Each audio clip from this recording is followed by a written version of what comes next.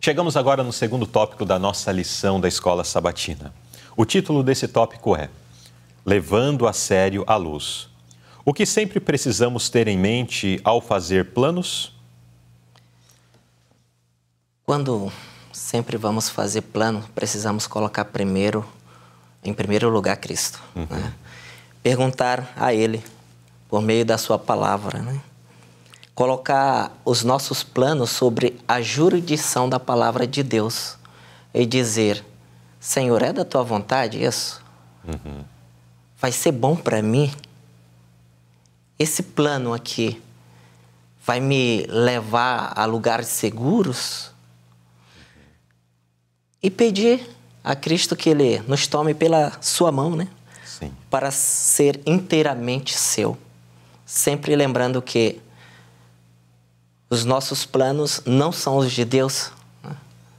E devemos confiar naquilo que é bom que Deus tem prometido para os seus filhos e sempre colocar Cristo em primeiro lugar. Nos colocar sobre a jurisdição da palavra de Cristo Jesus. Muito bem.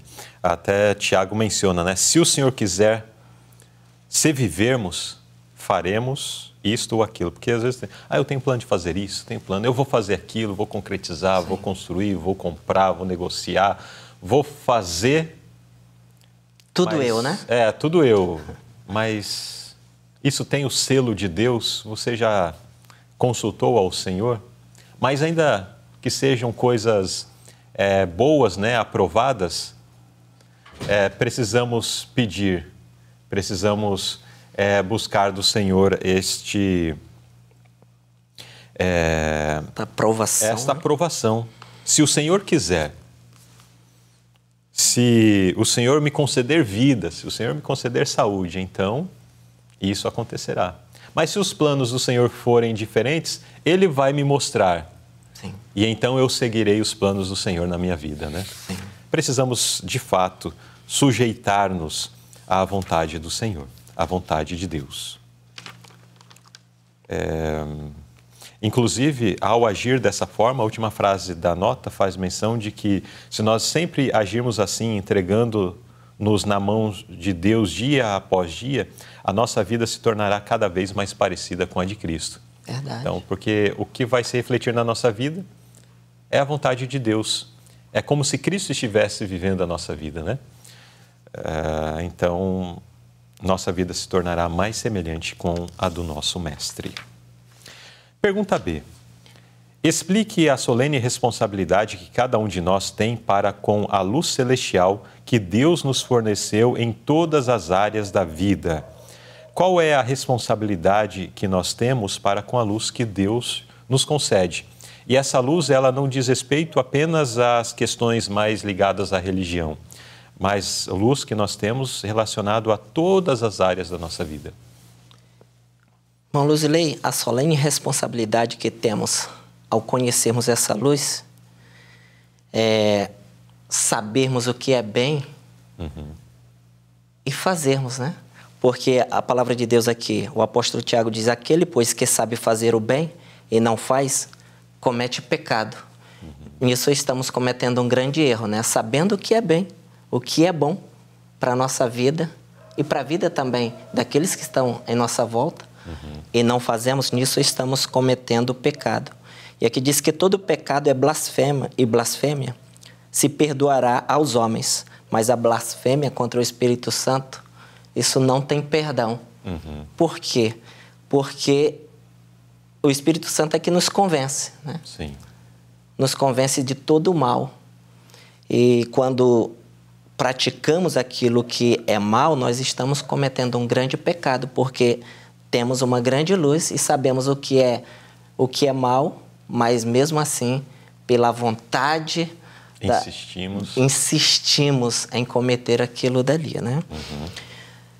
Aqui na notinha diz assim, ó, não é Deus que cega os homens ou lhes endurece o coração.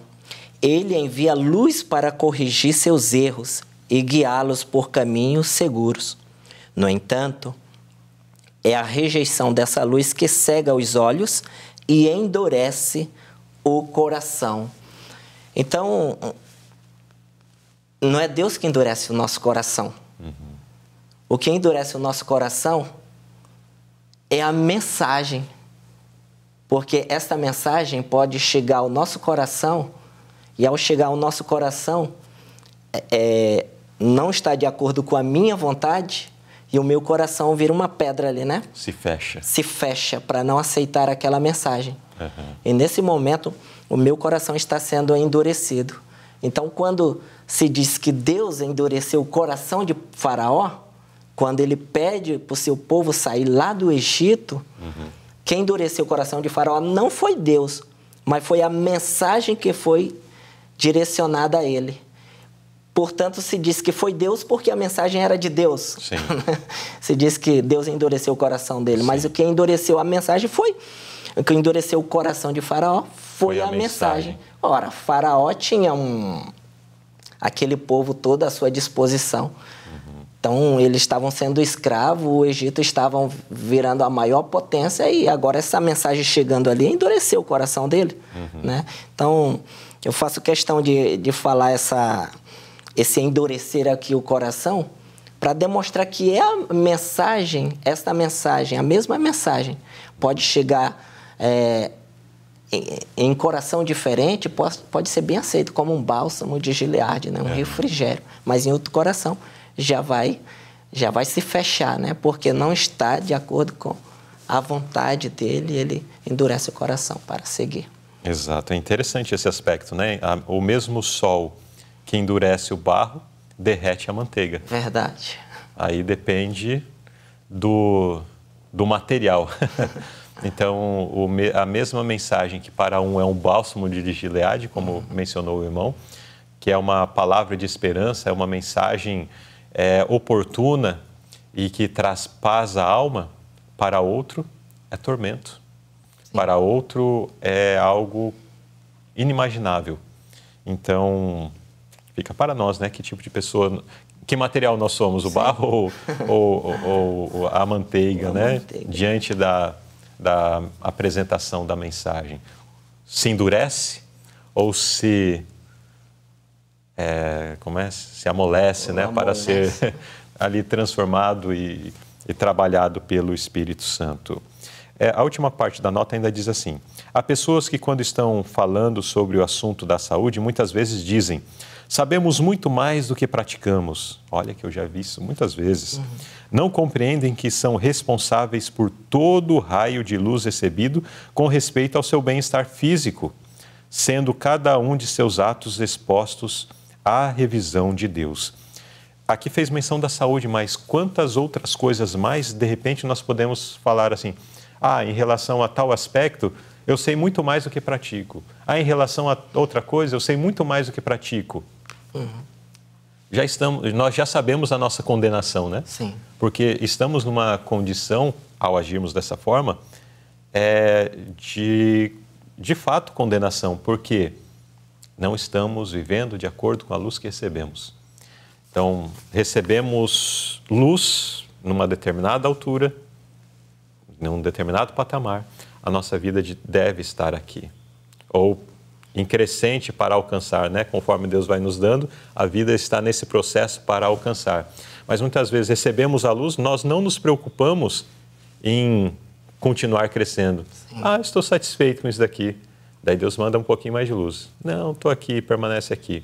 Mas nós somos responsáveis por isso. E não apenas por isso. Porque tem aquele que diz assim: não, eu nem quero ouvir essa mensagem, porque se eu não ouvir, eu não sou... eu não tenho compromisso com ela, não serei julgado por essa luz. Mas a inspiração faz menção também, já vimos numa lição quando estudamos sobre as cartas de Pedro. Nós somos responsáveis também por aquela luz que poderíamos ter tido se não fôssemos negligentes, descuidados, se não fôssemos preguiçosos. Então, mesmo essas oportunidades que deixamos de atender, também é colocado na nossa conta. Num dos livros dos profetas menores, nós temos ali aquela acusação que o meu povo perece porque lhe faltou conhecimento. Só que o verso segue dizendo, não que não tinha ninguém que pregasse, não porque não tinha a palavra de Deus no meio deles, mas lá faz menção de que eles rejeitavam o conhecimento. Eles rejeitavam as oportunidades, rejeitavam os momentos, rejeitavam os profetas, aqueles que falavam a mensagem de Deus. E quantas vezes nós também não temos rejeitado? Verdade. Como que nós rejeitamos hoje? Deixando de estudar a palavra de Deus. A Bíblia fica lá fechadinha a semana toda. Levamos para a igreja, às vezes folhamos um ou outro verso na igreja, volta para casa, fica fechada de novo. Não estudamos a palavra de Deus. Negligenciamos ir na igreja para ouvir a palavra de Deus. Às vezes a mensagem que lá seria dita ou foi dita era a mensagem que eu precisava ouvir, mas eu negligenciei ouvir. Eu não quis ouvir aquela mensagem, porque eu preferi ficar descansando de repente no meu lar. Então, existem muitas formas comuns da nossa vida onde nós rejeitamos o conhecimento que Deus nos envia. Sim. E aquilo que recebemos, também deixamos de viver à altura disso. É uma situação muito delicada, é uma situação bastante preocupante, esta que tem assolado o mundo cristão nesses últimos dias, tem assolado a Igreja de Deus também nesses últimos tempos. Que nós não estejamos entre aqueles que têm vivido distante da luz recebida ou que têm negligenciado receber a luz, o conhecimento da parte de Deus. Sim. Impressionante que um pouquinho aqui da nota do primeiro parágrafo, Sim. aqui a quarta linha, de baixo para cima, diz assim, quando a pessoa despreza um raio de luz, há uma perturbação parcial das percepções espirituais, que a leva a perceber ainda menos a próxima revelação de luz. Isso leva ao aumento da escuridão até que se faça noite na alma. Então, rejeitar o conhecimento, isso traz noite para a alma, né? Eu sou filho de agricultor e eu costumo sempre ilustrar com a agricultura, né? Sim. Então, o agricultor, quando está ali no seu ambiente, surge uma centelha ali de fogo e começa todo incendeio ali, ele recorre ali os galhos de matos verdes, né? Faz um feixe ali e começa a bater naquele fogo, né? Para que aquele fogo apague. E ele vai abafando, abafando, até que o fogo se apague. E assim também é o Espírito Santo na nossa vida, né? Quando rejeitamos o Espírito Santo, ele vai ficando mais distante de nós, né? A ponto de da gente já não ouvir mais. Então, não vale apenas conhecer, mas seguir. Né? Exatamente. Seguir, viver à altura disso, viver à altura da luz. Temos esse desafio muito grande. Precisamos avaliar. Estamos vivendo de acordo com essa luz? Precisamos levar a sério o conhecimento que o Senhor nos tem concedido. Sim.